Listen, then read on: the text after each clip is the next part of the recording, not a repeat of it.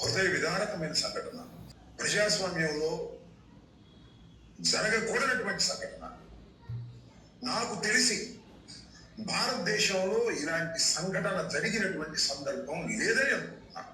Subject the correction. Lockup డెత్లు జరిగాయి. Lockup డెత్లు జరిగితే శవాల్ని వారి బంధువులకో పేరెంట్స్కో అప్పచెప్పారు. అప్పచెప్పి వాడి చచ్చిపోయాడు, నేను చంపలేదని అబద్ధాలు ఆడారు. అలాంటి సంఘటన చూశాం. కానీ ఇదేంటంటే నాకు అర్థం కాలేదు. ఈ రాష్ట్రంలో ఎక్కడ లేని విధంగా కొడితే చనిపోతే శవాన్ని మాయం చేశారే. ఇది మరో నేరం కదా. సాక్ష్యాధారాలు లేకోకుండా శవాన్ని పోలీసు వారు తీసుకెళ్లి దానం చేశారే. మర్డర్ చేసింది పోలీసు వారు, ఏపీ పోలీస్. దానం చేసింది ఏపీ పోలీస్. కోర్టులు ఏం చెప్తారండి? హెబియస్ కార్పస్ పిటిషన్ ఫైల్ చేస్తే ఆయన కోసం ఎదుగుతున్నాం అని చెప్తారు. అంబటి రాంబాబు గారు కృష్ణలంకకి చెందినటువంటి గాది సాయి కృష్ణ 23 సంవత్సరాల అబ్బాయి. ఈ అబ్బాయి మీద 23 రౌడీ షీటర్ కేసులు కూడా ఉన్నాయని చెప్తున్నారు పోలీసులు. ఆ మాట వాస్తవమైన స్థానికులు చెప్తున్నారు. ఈ అబ్బాయిని అరెస్ట్ చేశారు పోలీసులు. పోలీసులు ఏదో తిట్టాడనో లేకపోతే వాళ్ళ మధ్య కక్ష ఏదో ఉందనో మొత్తానికి ఈ అబ్బాయిని పోలీసులే లాకప్ డెత్ చేశారు. తర్వాత తగలబెట్టేశారు.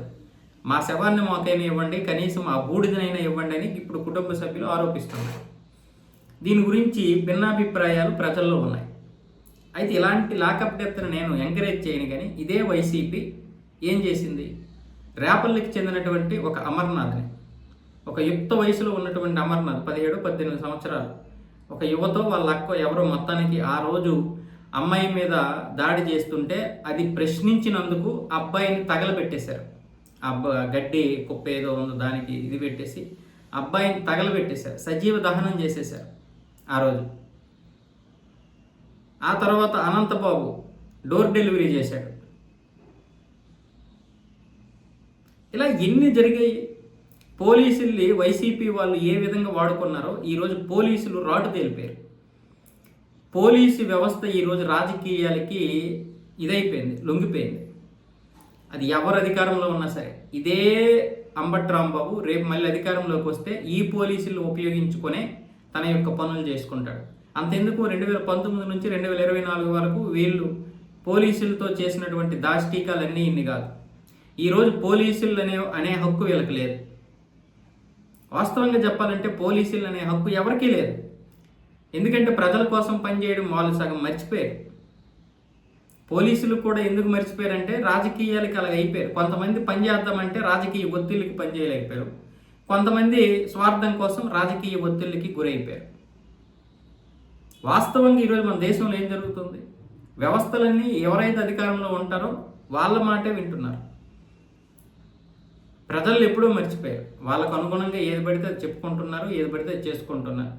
కానీ పోలీసులు ఈ విధంగా తయారవడానికి వైసీపీ 99% కారణం. ఆ విషయం వాళ్ళకే తెలుసు. పోలీసులు వీళ్ళు వాడుకున్నంతగా ఎవరైనా వాడుకున్నారా? ఈరోజు మళ్ళీ అంబటి రాంబాబు ఈ విధంగా ప్రశ్నిస్తున్నాడు.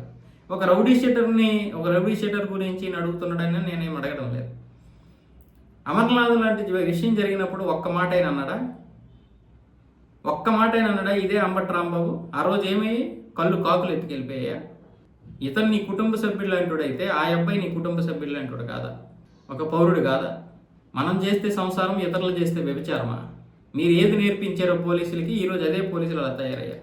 అసలు పోలీసు వ్యవస్థే రాజకీయాల కింద లేకపోతే ఈరోజు పరిస్థితులు వేరేగా ఉండేది. ఖచ్చితంగా వాళ్ళు నీతికి, నిజాయితీకి, రాజకీయాలకు సంబంధం లేకుండా పనిచేస్తే సగం రాజకీయాలు మారిపోయేవి. కానీ దురదృష్టం ఏంటంటే రాజకీయ వ్యవస్థ కిందకే అన్ని వ్యవస్థలు వెళ్ళిపోతున్నాయి.